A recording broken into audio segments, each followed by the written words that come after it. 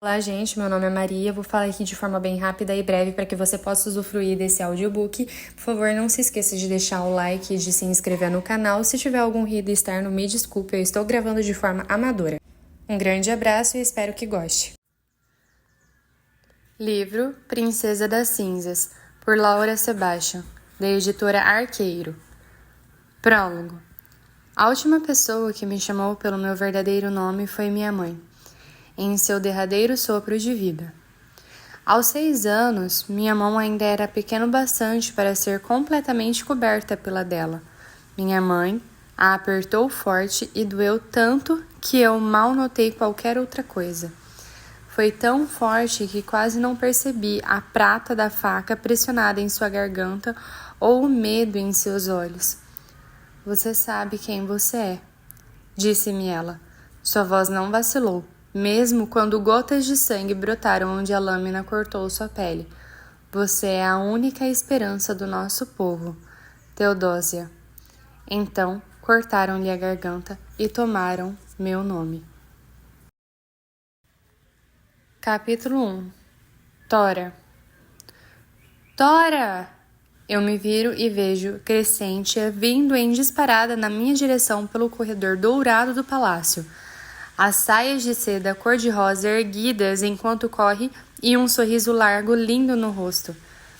Suas 2 crianças esforçam-se para acompanhá-la, os corpos definhados desaparecendo debaixo dos vestidos simplórios. Não olhe no rosto delas, não olhe, digo a mim mesma. Nada de bom aconteceu ao olhar, ao ver seus olhos sem brilho e as bocas famintas. Nada de bom aconteceu ao ver quanto elas se parecem comigo, a pele morena e os cabelos escuros. Isso só faz a voz em minha cabeça ficar mais alta, e, quando a voz fica alta o suficiente para passar por entre meus lábios, o Kaiser fica furioso. Não vou enfurecer o Kaiser e ele me manterá viva. Essa é a regra que aprendi a seguir. Eu me concentro em minha amiga. Cres torna tudo mais fácil. Ela usa a felicidade como se fossem raios de sol, irradiando-a para aquecer aqueles à sua volta. Sabe que preciso dela mais do que a maioria. Por isso, não hesite em alinhar os passos com os meus e andar de braços dados bem apertados. É espontânea com seu afeto, de uma forma que somente algumas poucas pessoas abençoadas conseguem ser. Ela nunca amou alguém e o perdeu. Sua beleza infantil e natural a acompanhará até que ela envelheça.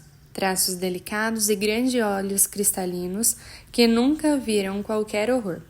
Cabelos louro claros pendem de uma longa trança sobre o ombro, cravejado com dezenas de pedras do espírito que reluzem ao sol que atravessa os vitrais das janelas.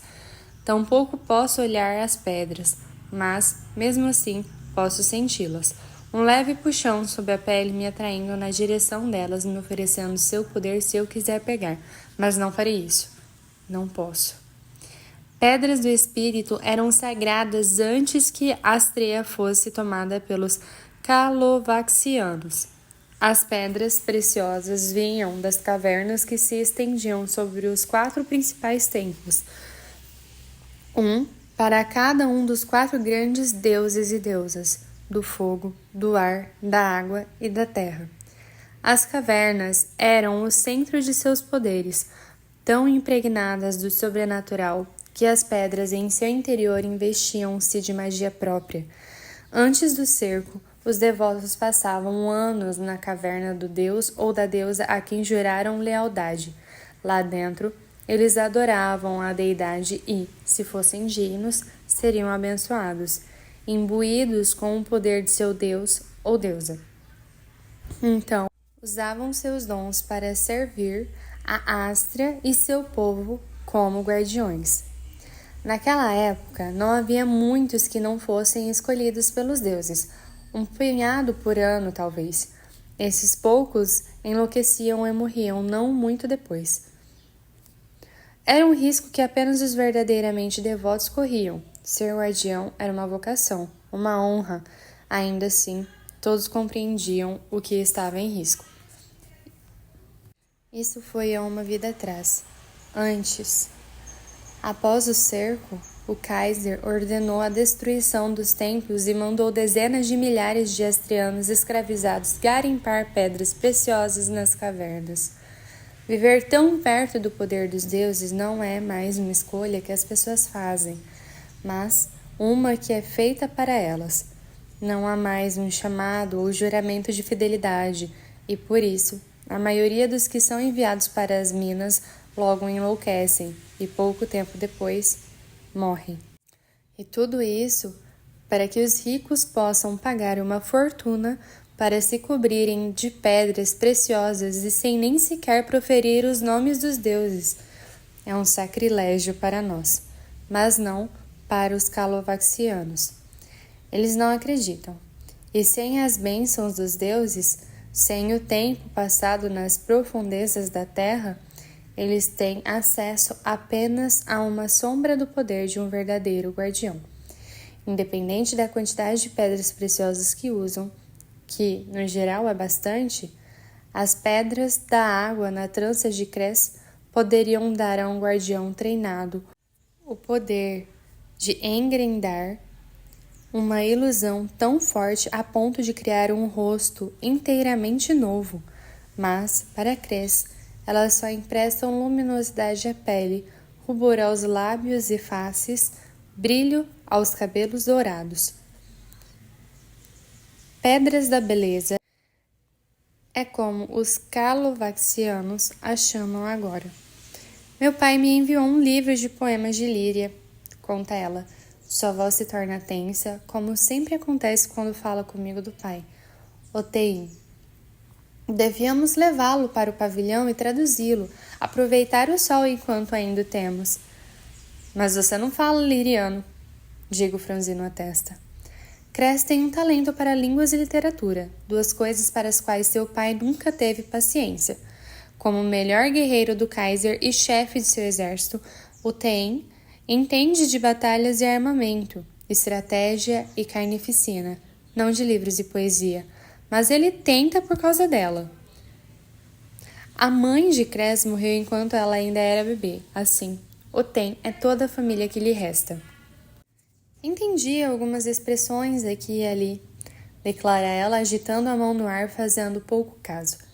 Mas meu pai mandou que o poeta traduzisse uma parte, então posso decifrar o restante. Você sabe como meu pai gosta de enigmas. Ela me olha de lado para ver minha reação, mas tomo cuidado para não deixar transparecer nada. Faço o possível para não imaginar o pai de Cres pressionando seu punhal contra o pescoço de um pobre poeta magricela debruçado sobre seu trabalho, ou a maneira como ele levou o mesmo punhal ao pescoço de minha mãe há tanto tempo. Não penso no medo nos olhos dela. A mão dela na minha, sua voz forte e clara, mesmo naquele momento. Não, eu não penso nisso. Vou enlouquecer, se pensar. Bem, vamos decifrá-lo bem rápido, nós duas juntas. Digo, com um sorriso, esperando que ela acredite. Não pela primeira vez, me pergunto o que aconteceria se eu não reprimisse um tremor quando ela menciona o pai. Se eu não sorrisse e fingisse que ele não é o mesmo homem que matou minha mãe. Gosto de acreditar que Cres e eu somos amigas há tanto tempo, há tempo suficiente para que ela compreendesse, mas esse tipo de confiança é um luxo que não tenho. Talvez Dagmar esteja lá, diz Crescente, abaixando a voz a um sussurro conspiratório. Você perdeu a ousada escolha de trajes dela no almoço da condessa de ontem. Os olhos dela cintilaram com um sorriso. Não me importo. O pensamento vem repentino e afiado como uma picada de abelha. Não me importo se Dagmar foi ao almoço nua. Não me importo com nada disso. Empurro o pensamento bem para o fundo e o enterro, como sempre faço. Pensamentos como esse não pertencem à Tória, pertencem a vós. Em geral, São somente sussurros fáceis de ignorar, mas às vezes se tornam mais altos e se derramam em minha voz. E é aí que me vejo encrencada. Eu me ancoro em Cres, em sua mente tranquila, em seus prazeres simples. Duvido que alguma coisa possa superar as penas de avestruz com o que ela se cobriu mês passado. Sussurro de volta, fazendo-a rir. Ah, foi bem pior dessa vez. O vestido dela era de renda preta. Dava praticamente para ver a roupa íntima ou a falta dela.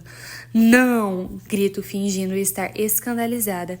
Sim! Dizem que ela está querendo seduzir o Duque de Clarence, afirma Cres, embora a razão eu não possa imaginar. Ele tem idade para ser pai dela e cheira a carne podre. Ela franziu o nariz. Se pensarmos nas dívidas do pai dela, digo reticente, arqueando a sobrancelha. Os olhos de Cressida se arregalam. Verdade? Onde você ouviu isso? Arqueja. Quando me limito a sorrir em resposta, ela suspira e me dá uma cotovelada de leve na lateral do corpo. Você sempre tem as melhores fofocas, Tora. Isso porque eu ouço as pessoas, digo com uma piscadela. Não conto a ela o que estou tentando ouvir de fato, que filtro cada boato enfadonho em busca de sussurros sobre a resistência astreana, de qualquer esperança de que alguém ainda esteja lá fora e algum dia possa vir me resgatar. Nos anos que se seguiram ao cerco, corriam sempre histórias sobre astreanos rebeldes lutando contra o Kaiser. Uma vez por semana, eu era arrastada até a praça principal para ser açoitada por um dos homens do Kaiser a fim de servir como exemplo, enquanto as cabeças de rebeldes mortos em batalha apodreciam em estacas atrás de mim. Eu conhecia a maior parte daqueles rostos, guardiões que haviam servido minha mãe, homens e mulheres que tinham me dado doces e me contado histórias quando eu era pequena. Eu odiava aqueles dias, na maior parte do tempo odiava os rebeldes, porque parecia que eram eles que estavam me machucando ao incorrer na ira do Kaiser. Agora, porém, praticamente todos os rebeldes estão mortos e restam apenas sussurros da rebelião. Comentários fugazes sobre rumores quando os cortesãos esgotam os assuntos e se veem sem mais nada para falar. Faz anos que o último rebelde foi apanhado. Eu não sinto falta daquelas punições, sempre mais violentas e públicas que quaisquer outras, mas sinto falta da esperança à qual me agarrava, a sensação de que eu não estava sozinha no mundo, de que um dia, talvez, meu povo venceria e poria fim àquele sofrimento. A nossas costas passos soam cada vez mais alto, pesados demais para pertencer às escravas de Cres. Lady Crescentia, Lady Tora, chama uma voz masculina. A mão de Cres aperta mais meu braço e sua respiração fica em suspenso. Vossa Alteza, diz Cres, virando-se e abaixando-se em uma mesura e puxando-me com ela. O título faz meu coração disparar, embora eu saiba que não se trata do Kaiser. Eu reconheceria sua voz em qualquer lugar. Ainda assim, não relaxo por completo até me erguer da mesura e confirmar que estou certa. O estranho tem o mesmo cabelo louro cor de trigo, os mesmos olhos azuis frios, o mesmo maxilar quadrado do Kaiser, mas o homem à minha frente é muito mais jovem, talvez 1 ano mais velho que eu. Prince Soren, me dou conta, surpresa. Ninguém falou de seu retorno à corte, o que é surpreendente, pois os calovaxianos são muito mais apaixonados por seu príncipe do que pelo Kaiser. A última vez que o vi foi quase 5 anos atrás, quando ele era um garoto de 12 anos, magricela, bochechudo e com uma espada de madeira sempre na mão. O homem diante de mim não é mais magricela, e suas bochechas perderam as curvas infantis. Da bainha presa em sua cintura ainda há uma espada, mas não é mais de madeira. Trata-se de uma lâmina de ferro forjada, cheia de marcas de uso, punho reluzindo com pedras do espírito. Dessa vez, usadas em uma busca de força. Quando criança, vi guardiões da terra fortes o bastante para arrastar rochas com o triplo de seu peso como se fossem ar, mas duvido que as pedras do espírito do Prince façam muito mais do que acrescentar um peso extra para emprestar força aos golpes dele. Não que isso tenha alguma importância. Durante os 5 anos de treinamento de Soren, como o tem, aquela espada fez verter mais do que sua justa parcela de sangue. Na corte ouvem-se sempre os sussurros sobre as proezas do príncipe em batalha. Dizem que ele é um prodígio, mesmo para os padrões calovaxianos. O Kaiser gosta de tratar o príncipe como uma extensão de si mesmo, mas as façanhas do príncipe Soren só servem para ressaltar as fraquezas do Kaiser. Desde que tomou o trono, Kaiser tornou-se preguiçoso e acomodado, mais interessado em promover banquetes e bebidas do que em tomar parte nas batalhas. Eu me pergunto, o que o príncipe está fazendo aqui depois de tantos anos, embora eu suponha que seu aprendizado com o tenha chegado ao fim. Agora ele é oficialmente um adulto e eu só posso deduzir que em breve estará liderando os próprios exércitos. Ele se curva ligeiramente e leva a mão às costas. Sua expressão plácida não muda. Parece esculpida em mármore. É bom rever vocês duas. Espero que estejam bem. Não se trata de uma pergunta, na verdade, mas, ainda assim, Cres responde com um sim alvoroçado, prendendo um fio de cabelo atrás da orelha e alisando as dobras da saia, mal conseguindo fitá-lo nos olhos. Ela se derrete por ele desde que éramos crianças, assim como todas as outras garotas da nossa idade que cresceram se imaginando princesinha. Para Cres, porém, essa nunca foi uma fantasia sem fundamento. A Ástria é apenas um dos territórios que seu pai conquistou para o Kaiser. Dizem que o pai dela tomou mais reinos que qualquer outro chefe militar, e ninguém pode negar que a ascensão de sua filha, a princesinha, seria uma recompensa justa a tamanha lealdade. Desde que Cres alcançou a maioridade 6 meses atrás, os boatos sobre o casal cresceram e se tornaram ensurdecedores na corte. Seria essa outra razão para o retorno dele? Se esses rumores alcançaram Soren, onde quer que ele tenha estado, ele não demonstra. Seus olhos deslizam por Cres como se ela fosse nada além de ar e luz, pousando, porém, em mim. Sua testa se franze da mesma forma que a de seu pai quando olha para mim, embora, pelo menos, no caso dele, o olhar não venha seguido de um sorriso presunçoso ou malicioso. Fico feliz em saber. Diz ele a Cres, de maneira fria, rápida e clara, embora seus olhos continuem nos meus. Meu pai está requisitando sua presença, Lady Thora.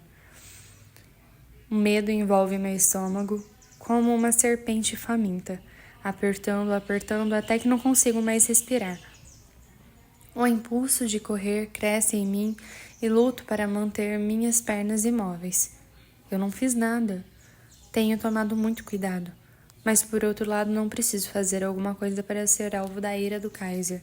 Sempre que há uma suspeita de rebelião nas dependências dos escravos ou um pirata astriano afundando um navio calovaxiano, eu pago o preço. A última vez que ele me convocou, mal faz 1 semana, foi para que me chicoteassem em represália a um motim nas minas. Bem, minha voz treme a despeito dos meus esforços para mantê-la firme. Não devemos deixá-lo esperando. Por um breve momento, parece que o príncipe Soren vai dizer alguma coisa, mas, em vez disso, ele comprime os lábios e me oferece o braço.